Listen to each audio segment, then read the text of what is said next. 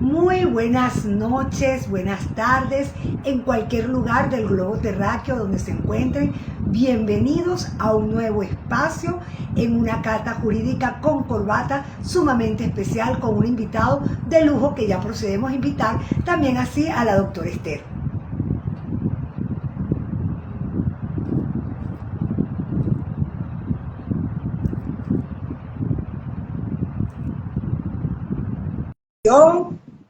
Tanto a la doctora Esther como a nuestro invitado de lujo, nada más y nada menos que un doctor súper maravilloso que nos va a conversar de un tema importantísimo que está a la palestra y que tiene que ver directamente con extorsión, materia inquilinaria. Vamos a conversar en el día de hoy con el doctor Fuenmayor, el cual ya se encuentra invitado y estamos esperando que se una. Nos va a acompañar el doctor Carlos Castillo Fuenmayor, abogado criminólogo, director ejecutivo de Saber de Leyes, que ya se está uniendo. El doctor nos va a conversar sobre el delito de extorsión en el marco de los conflictos inquilinarios.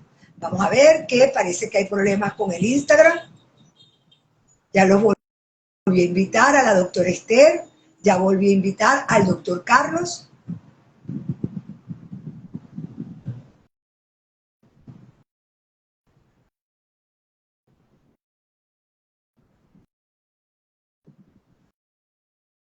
Vamos a esperar que el doctor Carlos se una, que la doctora Esther se una. Vamos a esperar que el doctor Carlos se una, que la doctora Esther se una. Como siempre, Cata Jurídica se caracteriza, ya se va a unir la doctora Esther para que presente a nuestro invitado de lujo, compartiendo roles siempre en equipo. No se pierdan esta cata jurídica porque es una cata jurídica de lujo. Ya lo acepté. Ya acepté también a la doctora Esther.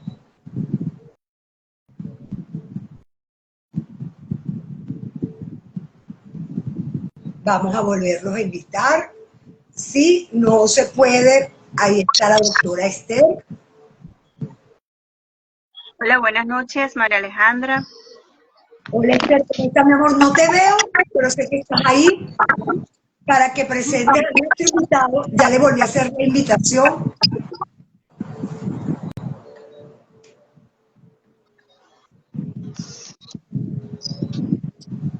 Aquí está. Bienvenido. Buenas noches.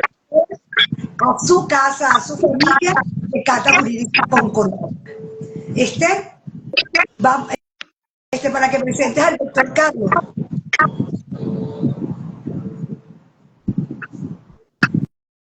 Creo que hola, hola, muy buenas noches, saludos a todos. ¿Cómo está, doctor Carlos? Doctora, buenas noches, María muy Alejandra. buenas noches. Muy buenas noches, gusto en verles. Estar aquí con usted, con el doctor Castillo Fuenmayor, tal como lo ha comentado la doctora María Alejandra, nos viene a conversar sobre un tema sumamente interesante y está, obviamente, es necesario que lo podamos conversar en Cata Jurídica con Tacones y Corbata. Nuestro invitado de esta noche es el doctor Carlos Castillo, y él es abogado, pero también es psicólogo clínico y es director ejecutivo del Laboratorio Jurídico y Contable Saber de Ley, que es esta cuenta, arroba Saber de Ley, donde ustedes pueden seguir yo fue e interactuar con él. Él es nuestro invitado de esta noche. Un honor para Cata Jurídica con Tacones que nos acompañe porque el doctor Carlos Castillo Fuenmayor abordará un tema tal como lo ha dicho la doctora Magdalena. En muchísimas ocasiones nos podemos encontrar en la palestra, vemos noticias a diario sobre este tema. El delito de extorsión en el marco de los conflictos inquiliarios.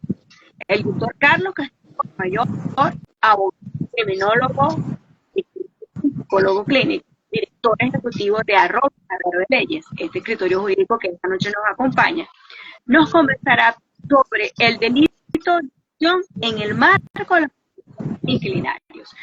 Doctor, su casa,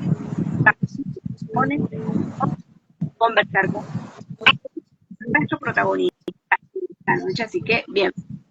Gracias, doctora, muy amable. De verdad que me siento honrado con esta invitación tan grata, porque más allá de la dinámica típica de las redes sociales, que por supuesto se torna muy interesante en los últimos años, es aportar, es contribuir con esta admirable labor que ustedes están llevando a cabo a través de este tipo de programas por las redes, donde por supuesto todos concurrimos en la misma visión: educar, estimular la cultura jurídica, estimular el aprendizaje de nuestro compendio legal en Venezuela y por supuesto nutrir nuestra condición ciudadana a través de nuestros conocimientos en materia legal. De verdad que mil gracias a usted y a la doctora Mancebo. Me siento honrado por esta participación. Gracias.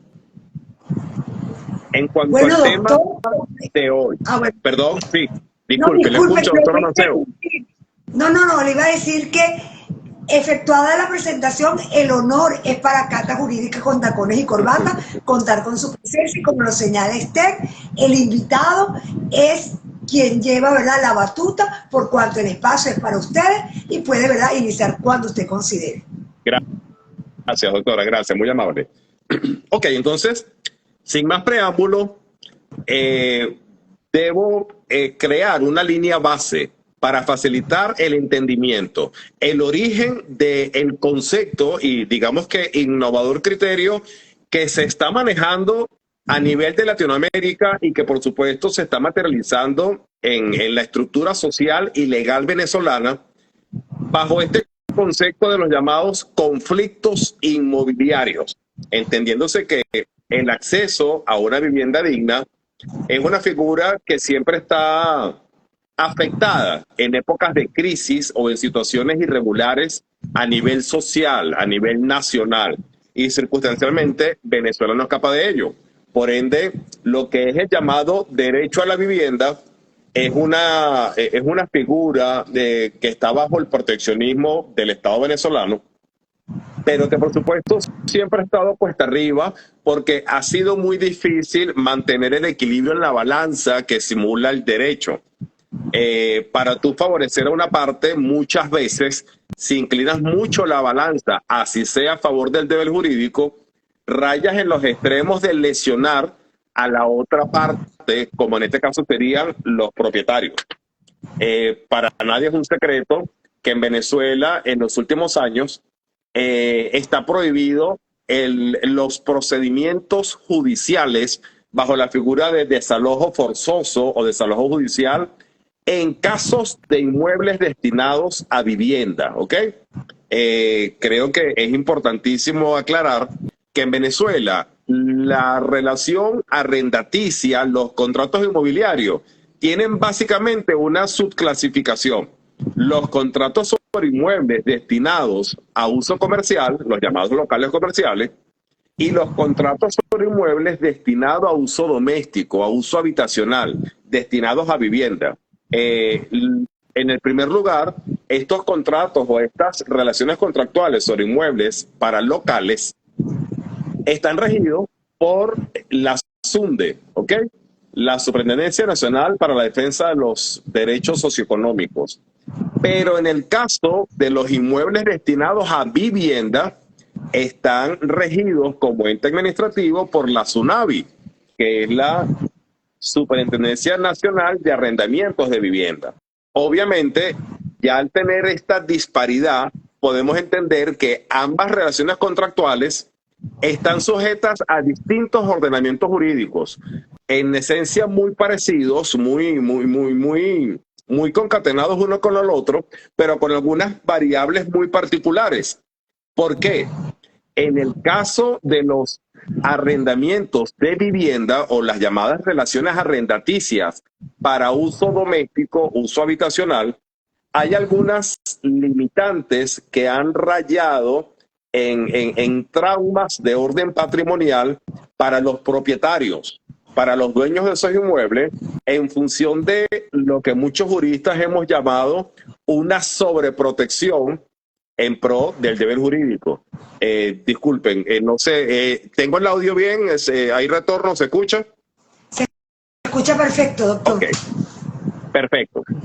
Prosiguiendo con este tema, entonces teniendo claro que a raíz de las políticas sociales que se han ido redimensionando en la última década, más o menos desde el año 2011, empezaron a salir estas resoluciones gubernamentales donde se prohíben los desalojos forzosos en función de una protección hasta cierto punto necesaria. Eso es una gran realidad porque el Estado venezolano debe velar por el bienestar de sus conciudadanos, enfatizando la protección a las clases más desfavorecidas, a los llamados débiles jurídicos.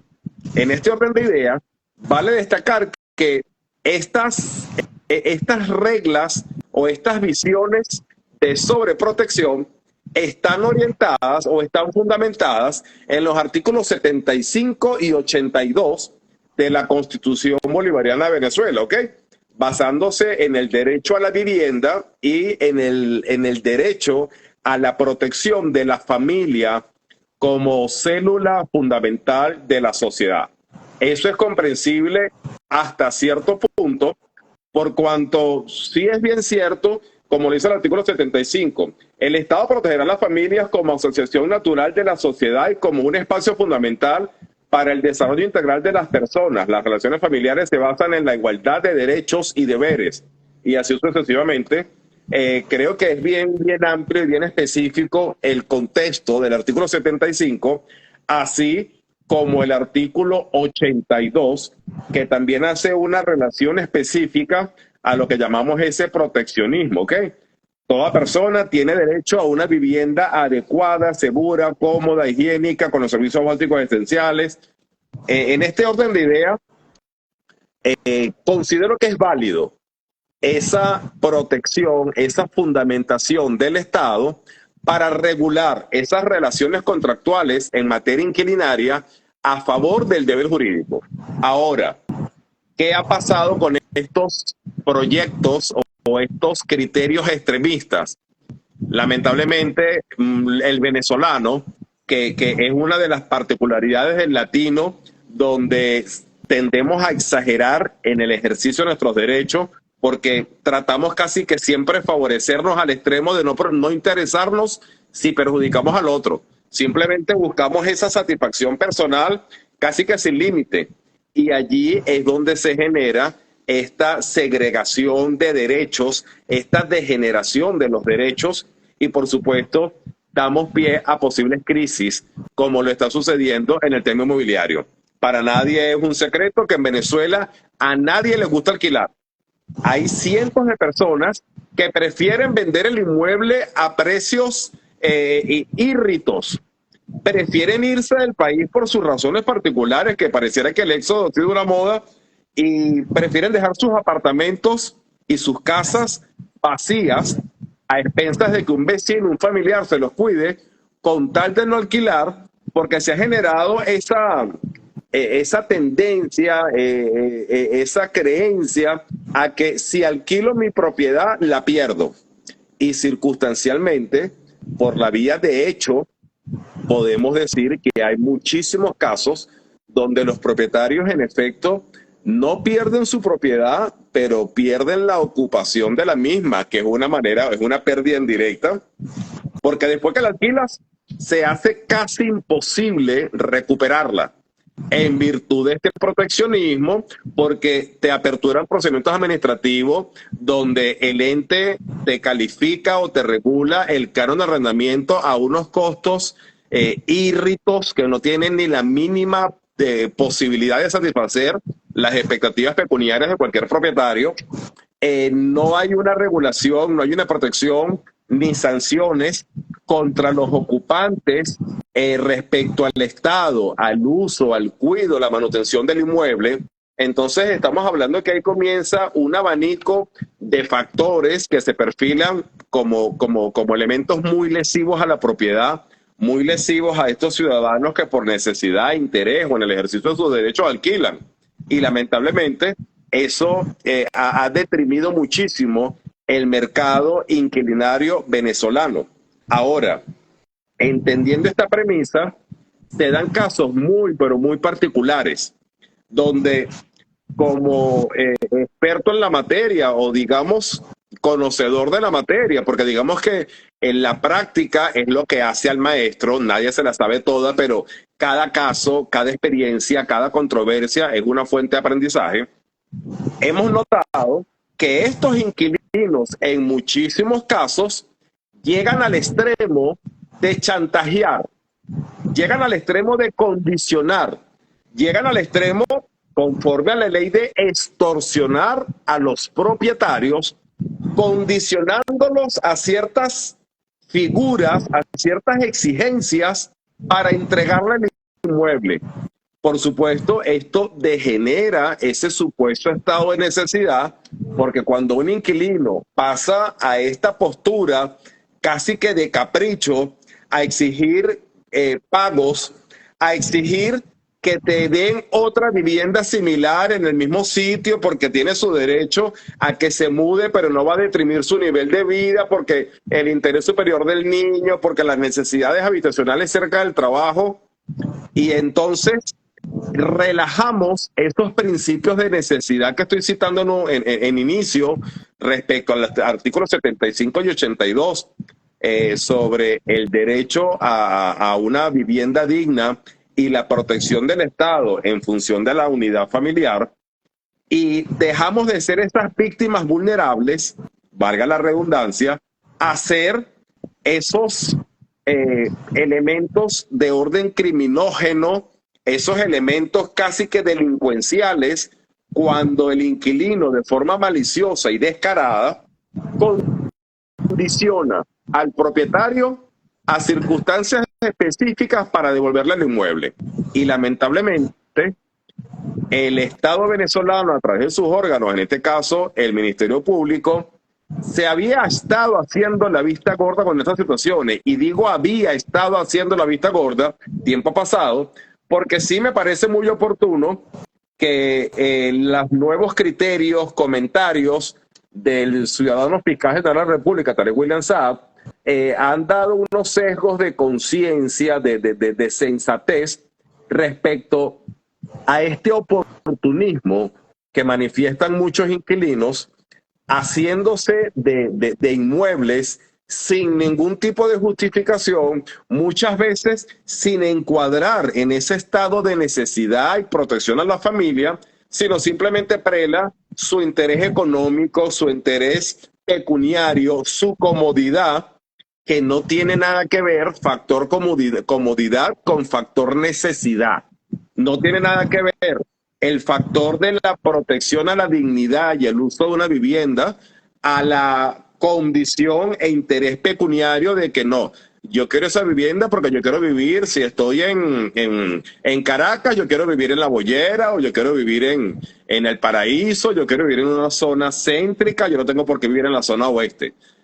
Señores, allí es cuando entonces estos, no solamente inquilinos, los ocupantes precarios, de los cuales también vamos a hablar, dejan de ser verdaderas víctimas, verdaderas personas en estado de vulnerabilidad, y pasan a ser unos inquisidores, pasan a ser unos oportunistas cuya conducta puede encuadrar en el delito de extorsión. Fíjense esto, para entrar en materia, aprovechando al máximo el tiempo, porque muchas veces los lives en los que participamos se nos extienden un poco, y este es un tema bastante amplio, ya que tenemos esta base conceptual en los artículos 75 y 82 de nuestra Carta Magna, digamos, donde se fundamenta este proteccionismo por parte del Estado venezolano.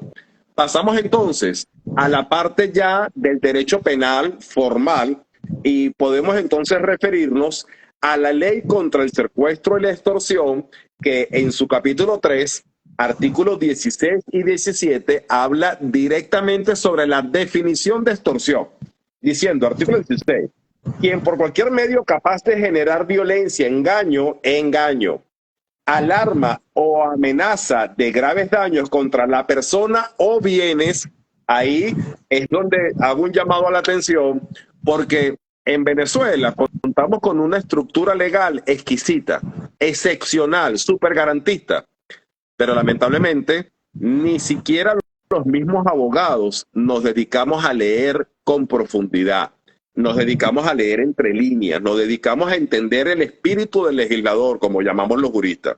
Por ese motivo, insisto, en este artículo 16 respecto a la extorsión, no solamente se habla de la violencia, se habla también del engaño, ¿ok?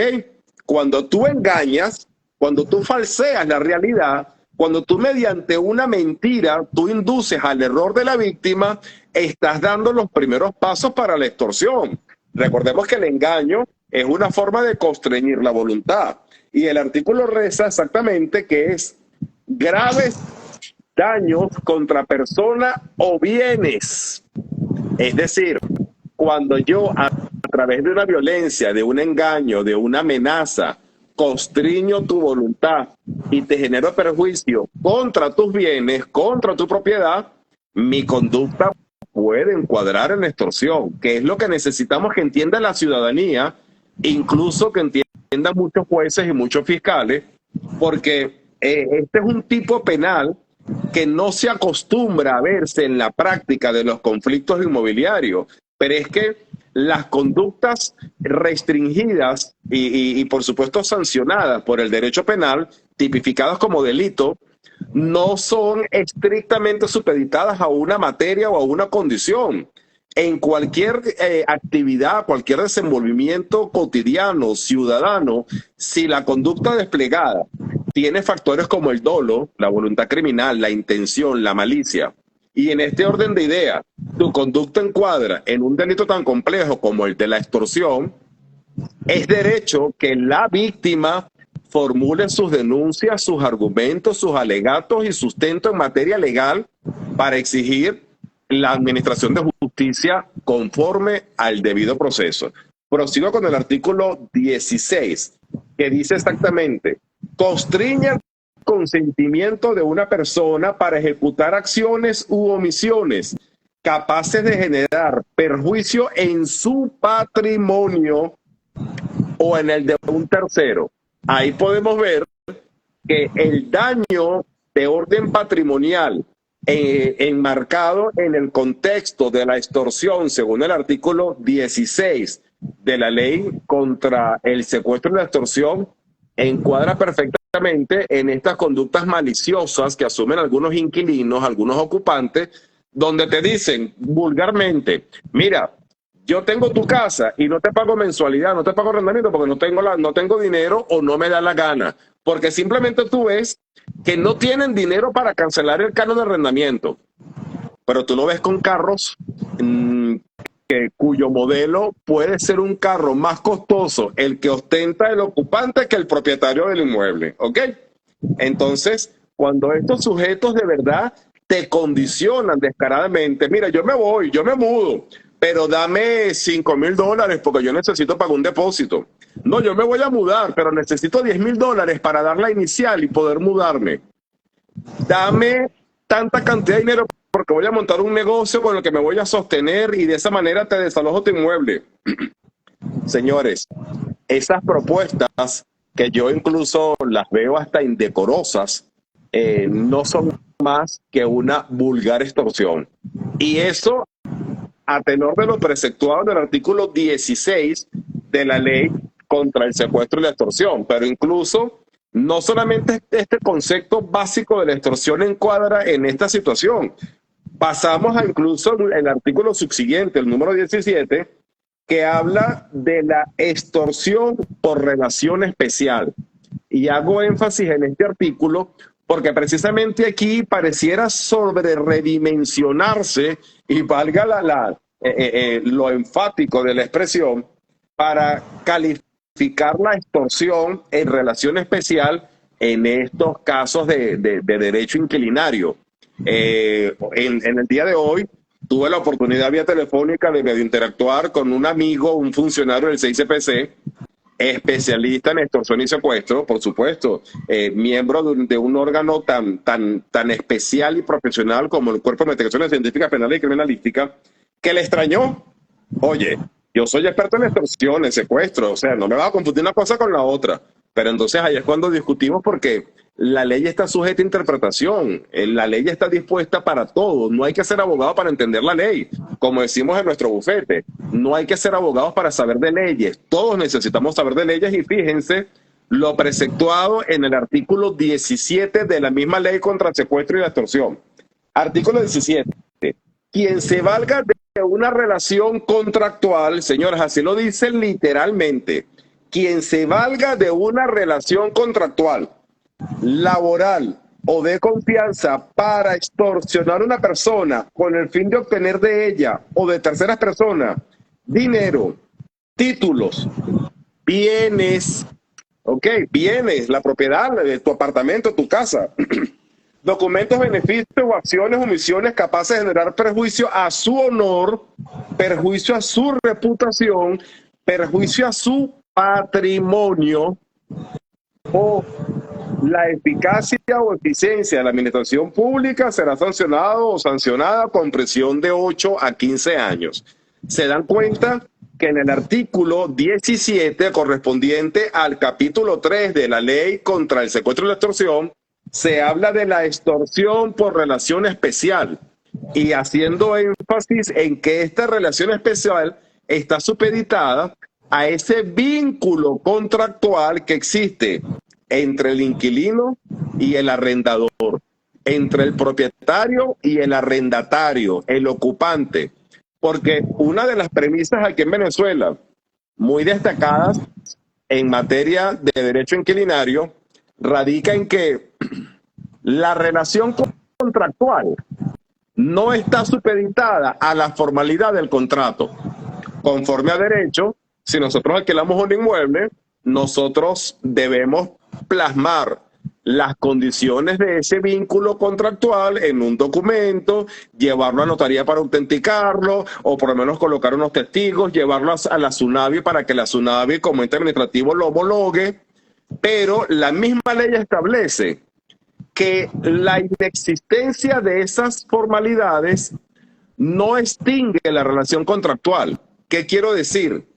En materia de arrendamiento en Venezuela, el contrato verbal tiene las mismas o peores condiciones que el contrato escrito, que el contrato formal.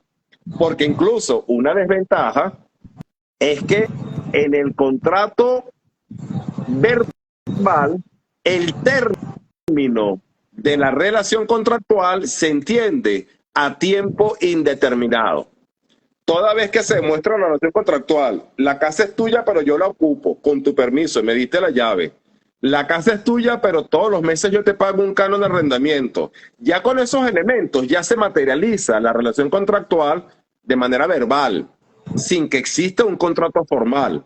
Y lo más delicado es que en estos casos, cuando es verbal, no hay un contrato, el tiempo se presume indeterminado. No hay una condición pactada previamente para que finalice ese contrato. Por ese motivo es que con estos vacíos de ley se ha proyectado tanto esa inquisición, esa disyuntiva, esa contraposición, esos intereses contrapuestos en materia contractual, donde, si bien es cierto que por necesidad en esencia el inquilino es el débil jurídico, esta forma tan radical de proteger al inquilino, señores, se ha convertido que ahora el débil jurídico es el propietario. Es increíble que para muchos venezolanos de medianos recursos es un dolor de cabeza tener una propiedad. Tienes que cuidarla, pero no la puedes dejar ocupada. Necesitas tenerla activa y que alguien la disfrute o la limpie, la mantenga, pero no la puedes alquilar. Por mucha confianza que le des o que tengas en una persona para que la cuide, para que tenga la llave, igualito se preconstituye una situación de riesgo, porque si esa persona se queda viviendo allí o a esa persona le ingresa a alguien a vivir allí, señores, es casi imposible lograr el desalojo. Y allí es entonces cuando hablamos de estas conductas típicamente antijurídicas que encuadran perfectamente en lo preceptuado en los artículos 16 y 17 respecto a la extorsión por relación especial contemplado en el capítulo 3 de la ley contra el secuestro y la extorsión. En mi opinión y experiencia en la materia, es algo que muchos jueces desconocen, muchos fiscales entran en duda. Mira, como abogado te entiendo, pero tengo que preguntarle a la dirección. Mira, yo te entiendo y de verdad que como abogado no te lo puedo discutir, pero depende de lo que diga el fiscal superior. Y seguimos entonces en esta escala de incertidumbre jurídica, de falta de seguridad jurídica, que lo que hace es agudizar la crisis inmobiliaria en Venezuela, porque ningún propietario quiere alquilar. Y ciertamente sobran personas con necesidad habitacional, incluso con la capacidad de poder relacionarse contractualmente en el marco normal en el que vivía Venezuela antes, y lamentablemente se hace casi imposible alquilar de buena forma por la incertidumbre, por la debilidad jurídica en la que las circunstancias gubernamentales han colocado a los propietarios inmobiliarios en Venezuela. Veo que hay algunas preguntas. Antes de que Esther va a leerle la pregunta, me surge una duda, doctor. Tomando en cuenta el tipo de experiencia que usted posee, ¿no resulta preocupante identificar de ipso facto el comportamiento de un arrendatario como extorsión especial, que es el artículo 17, que tiene especificaciones y supuestos muy determinados para que se pueda imputar y luego se pueda acusar? Y no pudiera significar el hecho de presentarlo de esa manera como solapar el derecho civil, el derecho inquilinario, y seguir utilizando el derecho penal como un mecanismo para no emplear, ¿verdad?, la venganza, porque ya esa es la venganza, sino como la forma de resolver lo que no logró resolver el derecho civil, o porque sencillamente considero que las leyes civiles no están aptas o no están conforme a ello. ¿Por qué la solución tiene que estar en el derecho penal? O sea, me surge la duda, porque aparte hay una circular. Me parece excelente. Doctora Manceo, no esperaba menos de usted. Me parece excelente la pregunta, porque creo que esta forma de jugar al abogado del diablo, llevando la contraria, es la mejor forma de obligarnos a dilucidar entre los hechos y el derecho. De verdad que gracias por esta pregunta. Y pasa lo siguiente. Recordemos que en Venezuela, o sea, según nuestro estamento legal, e incluso a nivel internacional, se podría decir, porque es una máxima en derecho, nosotros podemos hacer todo aquello que no esté taxativamente prohibido por la ley.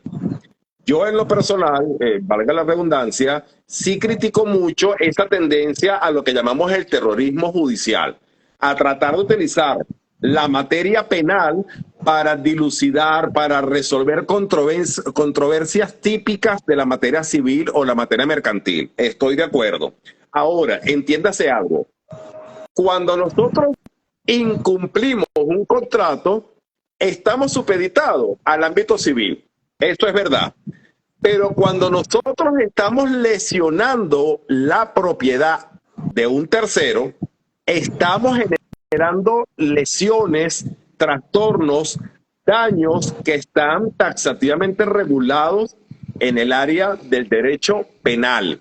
Además, si bien es cierto que en esencia son relaciones contractuales que deben dilucidarse en el área civil o en el área mercantil, también no es menos cierto que cuando se suscitan circunstancias, condiciones, hechos ya de daños reales que encuadran en esa tipicidad como delitos, no hay espacio a otra área más que la vía penal, como esa preeminencia del derecho para regular la conducta humana bajo las sanciones que la misma ley establece.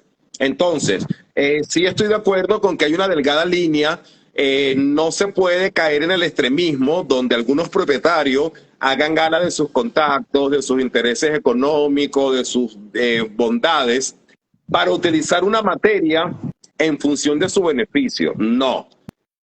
Creo que ahí debe prevalecer la objetividad y el análisis adecuado en cada hecho, en cada circunstancia, para poder clasificar si realmente estamos en presencia de una extorsión por relación especial, como lo establece la ley en el derecho penal, o estamos en presencia de un común incumplimiento contractual donde tenemos que ir a la vía civil y exigir el cumplimiento como lo manda la ley, como lo manda el CPC. Entonces, sí hay que ser muy equitativo, muy equilibrado, muy agudo en esos análisis, pero definitivamente conociendo o a través de la experiencia, viendo la penosa tendencia de algunos venezolanos, para no decir muchos, que el venezolano todo le busca la vuelta, al venezolano muchas veces incurre en ese exceso de beneficiarse menospreciando los derechos del otro. Entonces sí hay muchísimos casos donde la conducta del inquilino, incluso la conducta del ocupante precario, que es el que está ahí sin contrato y sin pagar, esa conducta encuadra en el delito de extorsión, y allí es cuando se amerita una diligencia y eficacia por parte del Ministerio Público o quien haga sus veces a los efectos de impartir justicia y preservar una parte del derecho esencial en todo país, como lo es el derecho a la propiedad. Esther, no sé qué están opinando los catadores. Sé que Esther también quería preguntarle, pero ya está. Agradecer a todos los catadores que nos acompañan en esta casa jurídica y aclararles que es un live en conjunto, es un live que el doctor Carlos Castillo Mayor nos está acompañando desde su cuenta @saber de leyes con la Cata Jurídica con Tacones. Fíjense lo importante que usted está conversando y saludamos también a la doctora Adriana Mijares, el presidente del CIDE, que nos acompaña esta noche. Ella se conecta desde San Diego y qué placer de verlas con un tema tan interesante. Felicidades. Gracias, doctora Adriana. Pero fíjese que antes de leer las preguntas, a la par de lo que comentaba la doctora María Alejandra, en muchísimas ocasiones también observamos que, vista la imposibilidad de el propietario poder recuperar su inmueble o poder regresar a su inmueble, coloca o sigue utilizando el derecho penal, pretendiendo denunciar el delito de invasión cuando no está presente el delito de invasión. Y peor aún, le reciben y le admiten y proceden la causa por el delito de invasión e imputan a ese arrendador por el delito de invasión, tratando de que cuando se judicialice por la vía de los tribunales poder recuperar el inmueble. Entonces creo hay un aspecto tan importante que ha mencionado el doctor, es la preparación de nosotros abogados. Cómo tú puedes llegar a tu cliente, cómo tú le puedes la primera que le vas a ofrecer a tu cliente, vamos a utilizarlo por invasión. No puedes porque estás imputando en un delito, porque no hay ninguna invasión, estás simulando un hecho punible tú también, ¿no? Entonces, hasta el propietario va en aras de poder solicitar también, se te venció el contrato, estás incumpliendo las condiciones, denunciado por perturbación a la posición pacífica. Entonces, son cosas de que el derecho penal, como lo ha comentado María Alejandra, está allí, creo que es imposible, muy difícil que sea parte de esta relación, porque si el propietario va, entonces lo denuncia por perturbación a la posesión pacífica. Quiero recuperar mi inmueble. Entonces, lastimosamente, el derecho penal, lejos de ser la última razón, está siendo empleado como la carta que tengo para solucionar todos los problemas. Bueno, fíjense que saludos a César, que nos dice buenas noches, saludos desde Maracaibo. César Montesino desde Maracaibo, fuerte abrazo a todos. Muchísimas gracias, César, por estar aquí conectado. Joana Mendoza nos dice, el inquilino dejó de ser el débil jurídico con el extremo proteccionismo y se ha convertido en un riesgo patrimonial y hasta un riesgo personal para los propietarios, tal cual como lo ha explicado el doctor Fuenmayor. Total, Cata total. Alejandra te envía aplausos, nos dice Sundar, bueno, ya le aclaré que el live se está haciendo desde la página de @saber de leyes. Saludo, doctor Castillo, te envía Iremi 136, de igual manera, Uslar, explique por qué dice, es casi imposible lograr un desalojo. Y nos pregunta Joan Mendoza, totalmente de acuerdo, doctor. Ahora el débil jurídico es el propietario. Así como, bueno, déjeme seguir leyendo porque son varios y después pues, usted va uniendo todas estas respuestas. Claro. Ahora fíjense, también nos dice Julia Teresa Maiza, nos dice, dame 4 años. Uno de los alegatos también de ese inquilino cuando le exige al propietario, dame 4 años para poder salirme de aquí. Yo estaba esperando el live, bueno, esta vez de ley ya se lo aclaramos, te envían, Lord Castillo sigue enviando aplausos. Soy Luna, 642. Doctor, ¿qué puedo hacer si el condominio donde vive no entrega los recibos? Si los pido porque es mi derecho, se molestan, incluso hasta me han amenazado.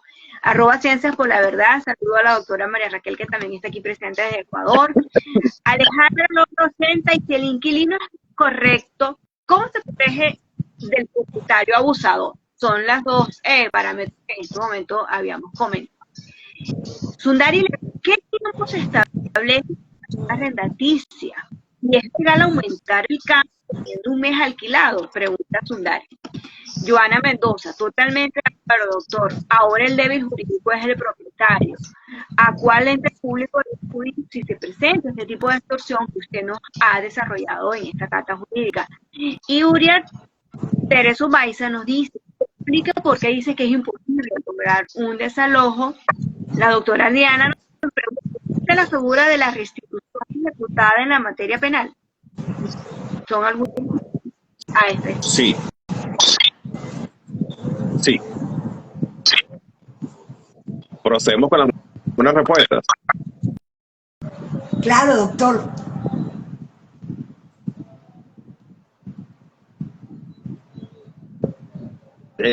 La gran parte de estas preguntas son bien oportunas, son bien importantes y de verdad agradezco muchísimo porque una pregunta es una demostración del interés de nuestra sintonía. Ahora, empezando por uno de los puntos más álgidos en la actualidad inquilinaria de Venezuela, puedo aludir las recientes declaraciones del ciudadano fiscal general de la República, Tarek William Saab, cuando ahorita el pasado domingo se manifestó en una entrevista y que por supuesto cuyo criterio ha hecho mucho ruido en las redes sociales, donde el fiscal general aludió ese proyecto de protección al adulto mayor, porque ciertamente se han dado muchos casos en los que estos adultos mayores, por esa condición donde casi rayan en esa imposibilidad de asesorarse, de contar con los recursos, de poder moverse ante los agentes competentes, se hicieron muy vulnerables ante unos inquilinos oportunistas y se han efectuado muchos rescates en el ámbito inquilinario donde se hizo valer ese proteccionismo a la verdadera víctima. Creo que el fiscal general rayó un poco en los extremos al citar literalmente: una persona con contrato de arrendamiento vencido ya no es inquilino. Yo soy muy institucionalista, soy muy respetuoso de las autoridades, independientemente de la condición política. Yo creo que los abogados debemos manejar la política, pero tenemos que mantenernos muy centrados en la objetividad del derecho y los hechos. Así que, con el mayor de los respetos para el ciudadano fiscal general de la República, creo que así no es. Esa versión de que si se te venció el contrato de arrendamiento, ya no eres inquilino, no existe. No existe. O por lo menos no se puede presentar, no se puede proyectar de esa manera tan tajante. El derecho no es tan acomodaticio. Obviamente, si hay un contrato de arrendamiento, es porque hay un inquilino.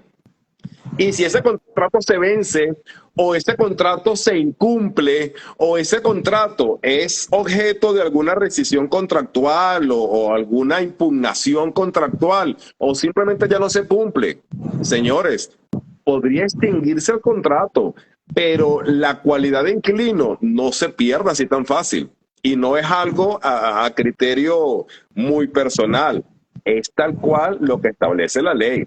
Tanto es así que en la práctica, aunque el contrato llegue al término previsto para mantener la ocupación del inmueble o mantener la relación arrendaticia, la misma ley prevé una figura llamada tácita reconducción. Es decir, los contratos en materia arrendaticia tienen esa posibilidad de activarse de forma automática bajo las mismas condiciones si con cierta antelación ambas partes no procedieron a la entrega material en el tiempo y condiciones previstas en el mismo contrato. Entonces, si la misma ley, si la misma doctrina en la que se fundamenta el derecho inquilinario en Venezuela establece que en materia arrendaticia opera de pleno derecho la llamada tácita reconducción, mal podría decir entonces una figura tan importante como el fiscal general que con un contrato de arrendamiento vencido ya no hay inquilino. Eso me parece que por esas posturas tan drásticas es que muchas veces damos espacio a que se tuerce el derecho en Venezuela cuando no mantenemos líneas objetivas y no nos dedicamos a educar, a estimular la conciencia colectiva de nuestra sociedad, sino a utilizar posturas extremistas, casi que populistas, según la situación. Porque entonces aquí hay otra cosa.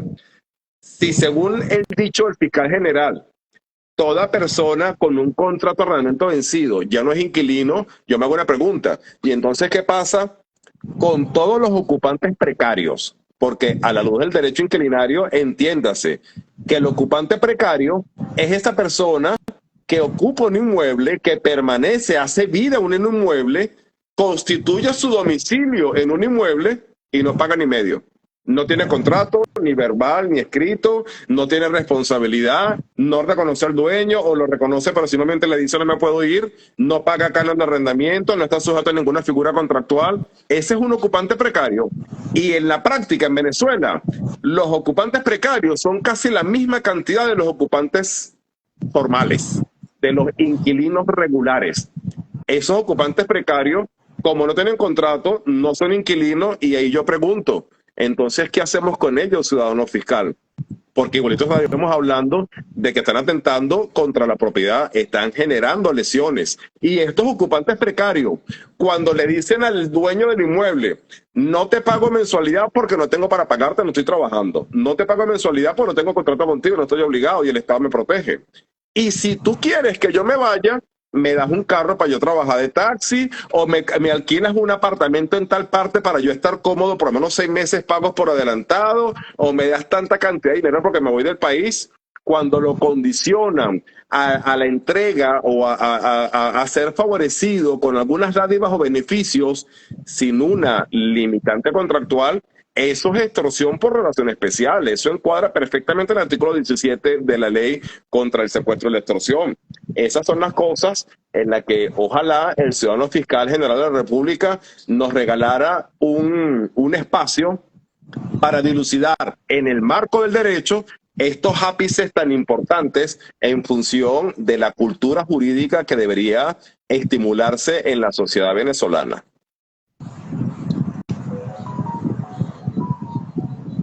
Yo creo que tiene más preguntas, doctor.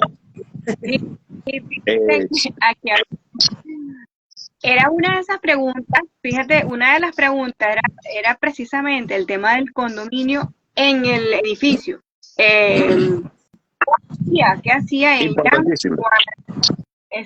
Sí, su público señalaba, ¿qué puedo hacer si el condominio donde vivo no entregan los recibos si los pido porque es derecho, se molestan, incluso me han amenazado? Importantísimo. Sí, de verdad. Otra pregunta que encuadra en el marco de los conflictos arrendaticios o conflictos inquilinarios, en el marco de los conflictos inmobiliarios. Fíjense, Aquí en Venezuela existe una visión muy equívoca de lo que son las relaciones condominiales. Tanto condóminos como miembros de una junta de condominio tienen la equívoca visión de que la junta de condominio se sustenta en un carácter presidencialista. El presidente de la junta es la máxima autoridad. Señor, eso es mentira. Con todo respeto, eso no existe. La junta de condominio no es más que una comisión de carácter representativo que asume la responsabilidad de coordinar los ingresos y los egresos, los gastos, la manutención y el compromiso por alicuota que corresponde a cada condomino. Es decir, la junta de condominio no tiene autoridad, señores. En materia condominial, la verdadera autoridad recae en la Asamblea General de Propietarios. En este orden de ideas, teniendo esto como línea base, yo considero que siempre debemos ir a la esencia de la ley para tener entonces un concepto básico y así poder abordar cualquier punto en específico.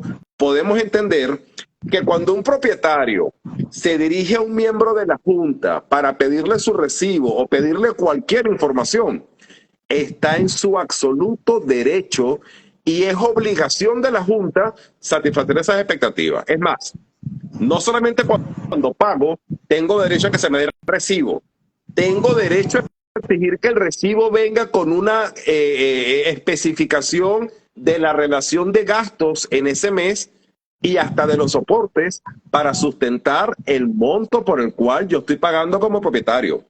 Y peor aún, conforme a la ley, en los casos de propietarios que circunstancialmente no están al día, ellos no pierden su derecho a exigir la relación de gastos.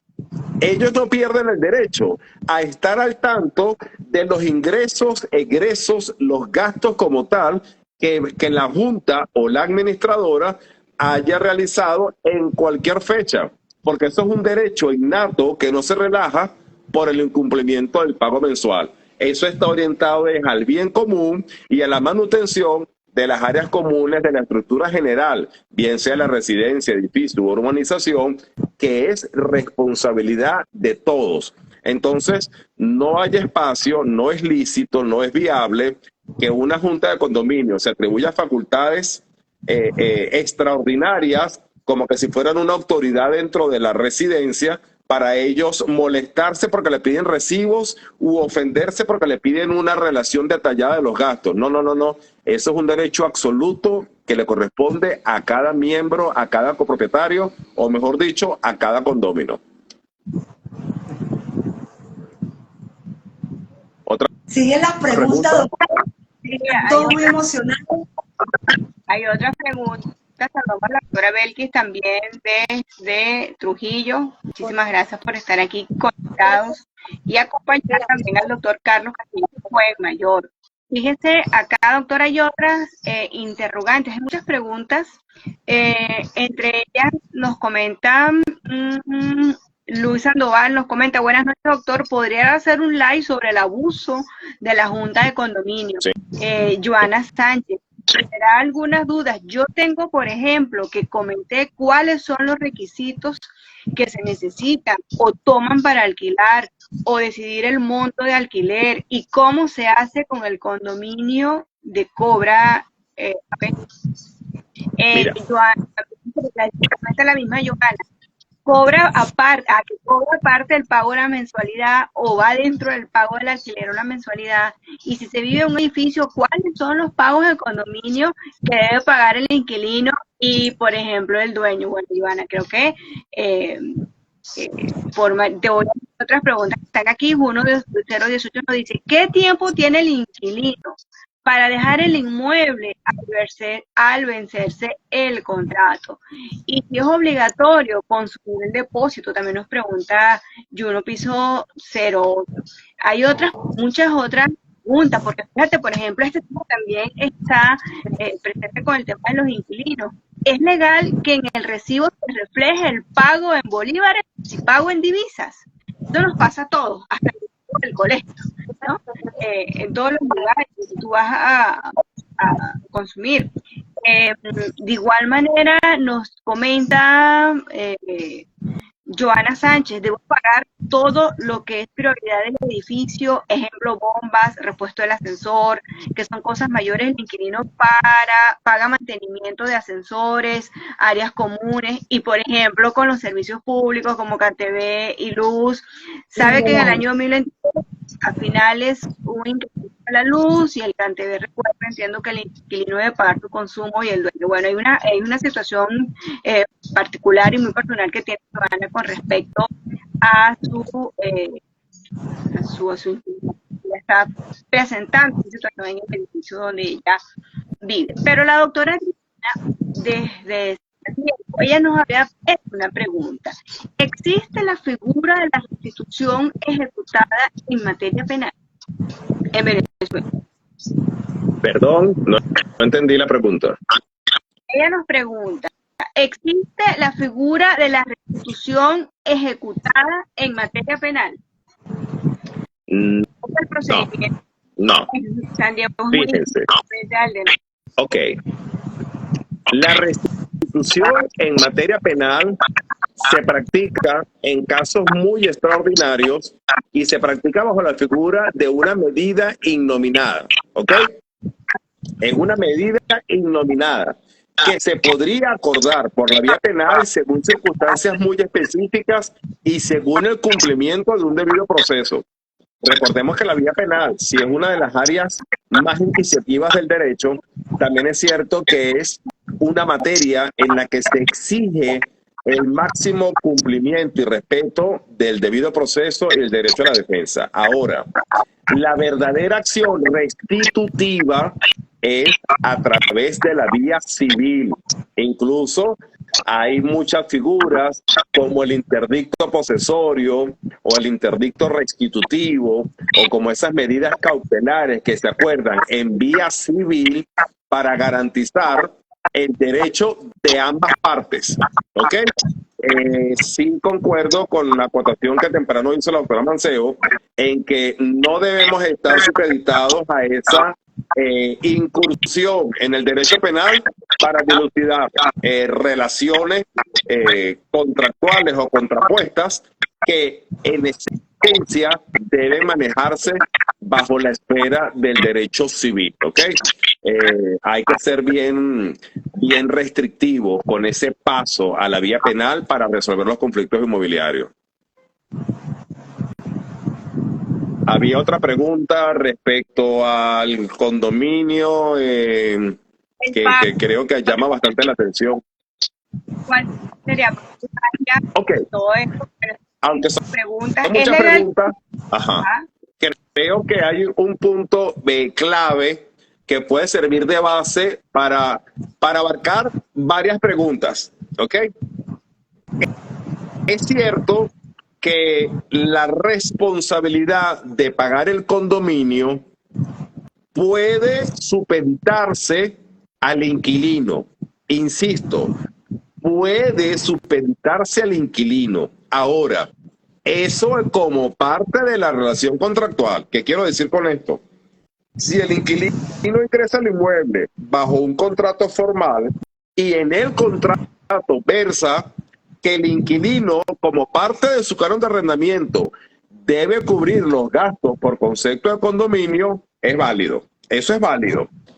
Pero esa relación propietario-arrendatario no exonera al propietario de su responsabilidad irrefutable para ser él quien responda por el condominio.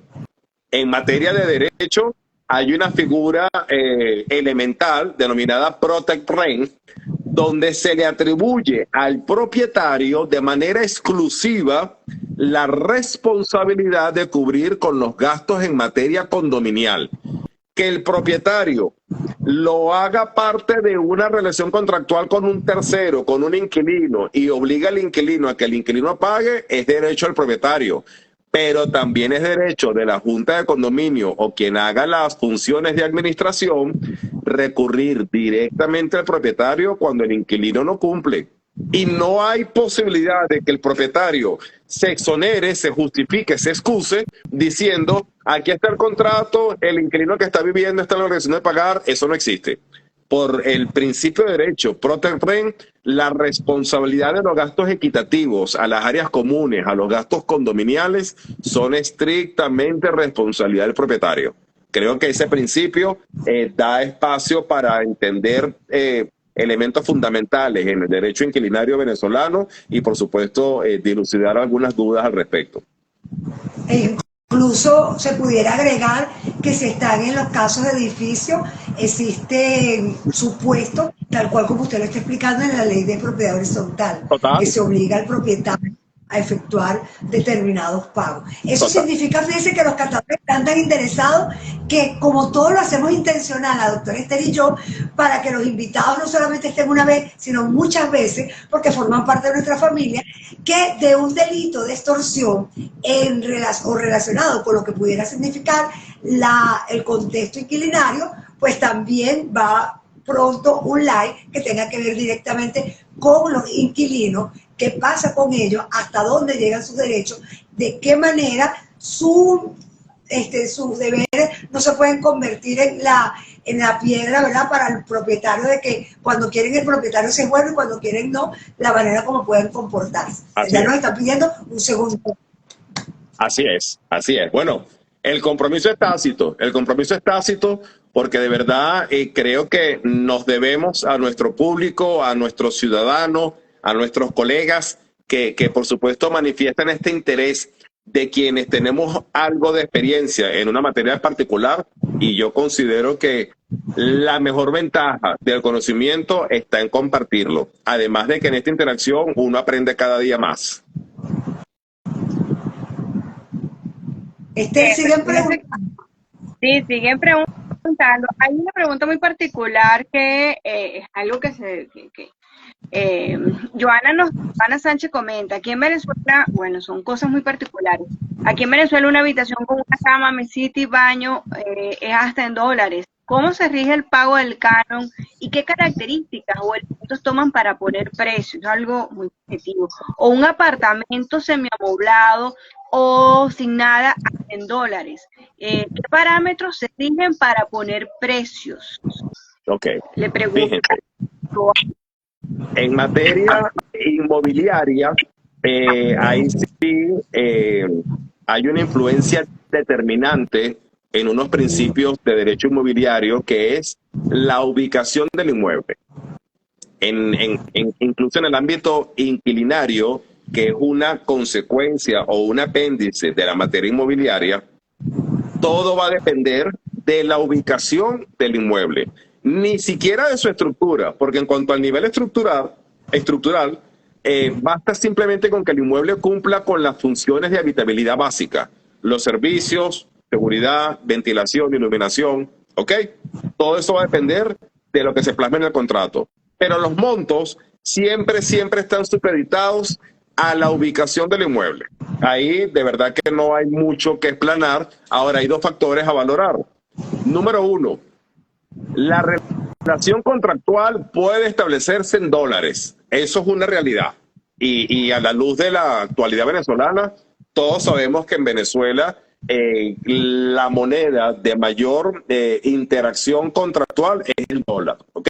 Incluso creo que muchas cosas se medio estabilizaron desde que se abolió las condiciones cambiarias en Venezuela.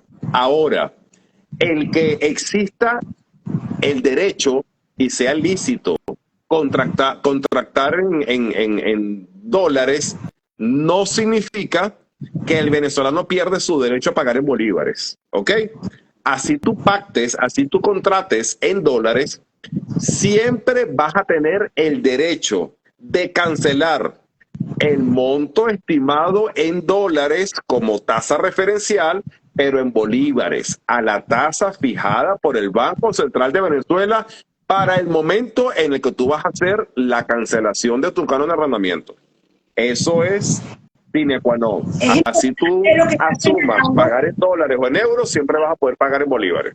De eso no hay duda. Eso es importante Segundo, que lo señale porque ajá, existe mucha diatriba en cuanto a la moneda extranjera, obviando o se ha interpretado que la ley de ilícitos cambiarios, como derogó los tipos penales, pero no derogó toda la ley, y puso en claro, vigencia, o mayor vigencia, vinculándolo al Banco Central de Venezuela, han omitido, ¿verdad?, en pensar que el hecho de exigir pagos en dólares paralelos, promedio, como todo lo que constituye, eso es ilegal. así es, Ilegal y puede constituir un delito bancario. Tan cierto, así ¿verdad?, es. que lo señala, como indica el doctor, que cuando se habla de que se indique, ¿verdad?, porque está reconocido por la sentencia de que pueda establecerse el monto en dólares, también se debe colocar el equivalente al Banco Central de Venezuela. Hacerlo Tal bajo cual. el dólar paralelo, promedio o como lo quieran llamar, les guste o no nos guste, sea lo normal, no significa que sea correcto, es ilegal. Y es Así es. ilegal porque está previsto en la ley de instituciones bancarias. Eso es importante recordarlo porque muchas veces la normalización de las conductas a las cuales nos hemos acostumbrado, consideramos que es válido violentar Sí, derechos y violentar el orden público. Y eso no es válido, tal porque cual. sencillamente eso es un desorden. Qué bueno de verdad disfrutar de colegas que manejan el punto de esa forma tan amplia y específica, doctor, y por supuesto nos apoya con la conceptualización adecuada. Incluso, otro tips al respecto para sellar con el punto, es que la mejor forma de manejar una relación contractual adecuada en cuanto al costo del canon de arrendamiento es asesorarse con especialistas, ¿ok? E incluso no recomiendo ir directamente a Tsunavi como lo establece la ley, porque entonces si tú vas a Tsunavi, el propietario sabe que la evaluación que te van a hacer es que el canon de arrendamiento va a ser a precios extremadamente solidarios y pasas a pérdida. Muchas veces, bajo la regulación de los parámetros establecidos por Tsunavi, el monto que se le establece como pago al inquilino no alcanza ni para pagar el condominio. Eso es una cruda realidad. Entonces, yo no puedo referir en forma directa que vayan a Tsunavi, pero sí es digno de que se asesoren. Quien tiene para alquilar un inmueble, búscate un abogado con experiencia en la materia que te asesore en cuanto a los montos y condiciones de arrendamiento. Y quien tiene la necesidad, la intención comercial de alquilar, vas a pasar a ser inquilino. Hey, en tu estructura de costo, que si el depósito, que si el mes de comisión, que lamentablemente son figuras muy cotidianas en el inquilinato venezolano, asesórate, genera, calcula un pequeño estimado para un especialista que te pueda asesorar en cuanto al monto y condiciones de relación contractual que tú vas a iniciar. Mientras nosotros tengamos de la mano a expertos en la materia, siempre vamos a tenerlas de ganar. Así es. Bueno, Así es, fíjate doctora, que saludamos a Raquel que nos dice, como dice mi mentor, puro mascaclao, tremenda cata, excelente, le envía felicitaciones. Y sigue enviando felicitaciones, buenísimo. Nos pregunta si va a quedar colgado. Sí, el live va a quedar colgado para que ustedes puedan volverlo a escuchar. Hay un comentario, abogado G. Santana nos dice, Tsunavi es el ente regulador, es el órgano regulador de los canos. El problema es que tiene unos baremos que no están actualizados, tal cual como lo dice el colega de la Providencia 0071 del CENTE, permite emitir la factura expresada en bolívares y en dólares, expresado el tipo de cambio del BCB y puede ser pagado en bolívares y en dólares. Muchísimas gracias por tu aporte, Mayor Marianela. Gracias a todos los que se nos han conectado, por enviando aplausos y saludos, doctora. Hay muchas preguntas, pero bueno, como dice la doctora María Alejandra, es para otra cata jurídica. Perfecto. Ahora de verdad me mantendré a la disposición. Claro, Qué bueno, doctor. Ha sido y es un banquete sentir venezolanos que conocen el derecho, que son apasionados y con un lema como comparte cata jurídica, que conocimiento que no se comparte realmente no es conocimiento, y estamos siempre sumando al buen derecho, a realizar las cosas de manera correcta. Sí hay muchas cosas, ¿verdad?, que podemos mejorar, pero también hay muchas normativas que debemos aprender, aplicar e interpretar como usted nos ha señalado. Sé que Esther le va a preguntar esto. ¿Qué libro o serie nos recomendaría para cata cultural? ¡Ah, caramba! ¿Un libro o una serie? A lo mejor va a sonar un poco inmodesto, pero de verdad, les recomiendo, bueno, debería decir, les recomiendo Saber de Leyes. Okay. Ahora no, un buen libro, El Encantado. El Encantado. De verdad que me parece adecuado para estimular esa cultura jurídica que necesitamos nutrir en Venezuela. El venezolano siempre se identifica con la serie, siempre se identifica con esas tramas, con esos clímax, con esa dinámica televisiva de algunas series, porque mantiene la ansiedad constante. Y creo que esta serie es propicia para familiarizarnos con el ámbito jurídico que tanto necesitamos. Muchísimas gracias. En Disney, que se llama El Encargado, y habla precisamente de la figura de un conserje en un condominio. Es un tema bastante que se llama El Encargado, y eso está en Disney.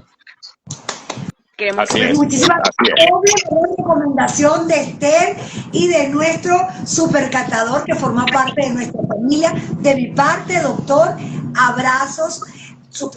Por supuesto, aplausos de pie, excelente cata, mucho que interpretar, mucho que analizar, pero sobre todo conciencia al momento de poder interpretar las normas jurídicas en pro de lo que significa la defensa de los derechos, pero también la protección de los derechos. Bienvenido a su casa y a su familia, tendremos muchos likes, un placer y un honor, y les dejo, ¿verdad?, a la doctora Esther para que se despida, y luego usted se despida solo por hoy de esta cata jurídica, que no solamente quedará colgada en el like, sino que también pasará a nuestro canal de YouTube, que los invitamos a que se suscriban. Seguro. Castillo por habernos acompañado. Sé que a partir de aquí serán muchas otras catas jurídicas, tal como los piden nuestro catadora. Gracias a ustedes por estar aquí conectados. Ya tenemos que cortar.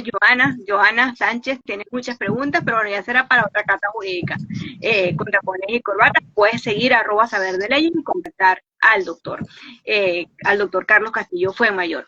Muchísimas gracias a todos y que tengan feliz noche. Bueno, de verdad que Doctor, mil gracias. Sí, de verdad que faltan palabras para mostrar estos agradecimientos, estos compromisos, esta dedicación, y de verdad no solamente las gracias a este público que ha hecho espacio en su agenda para conocer un poco de cata jurídica, de saber de leyes, sino también gracias a ustedes porque es muy satisfactorio cuando uno trata de prepararse y cuando uno ejerce el derecho en Venezuela de esa manera estoica con la que algunos abogados nos enfocamos y encontramos colegas afines con condiciones, con ética y con dedicación similar. De verdad que esto es muy, muy satisfactorio porque este tipo de simbiosis profesional es lo que nos demuestra que sí podemos recuperar muchos valores y muchos espacios en nuestra amada Venezuela y que por supuesto sí podemos superar muchos factores que la vida nos ha hecho afrontar en los últimos años. Así que gracias por este espacio. Indiscutiblemente estoy a la orden, estoy comprometido con ustedes y por supuesto, gracias por saber de leyes. Ya saben, sigan al doctor Fuenmayor en Saber de Leyes y no dejen de suscribirse en el canal de YouTube de Cata Jurídica con Tacones y Corbata, y hoy súper premiado con 2 recomendaciones, tanto del doctor Fuenmayor como de la doctora Esther. Muchísimas gracias y los invitamos para una cata el jueves súper especial con un invitado también venezolano que traerá un tema de actualidad. Nos vemos en la próxima oportunidad. Gracias, doctor. Pertenece a nuestra familia, fascinado con usted. Seguro, así será.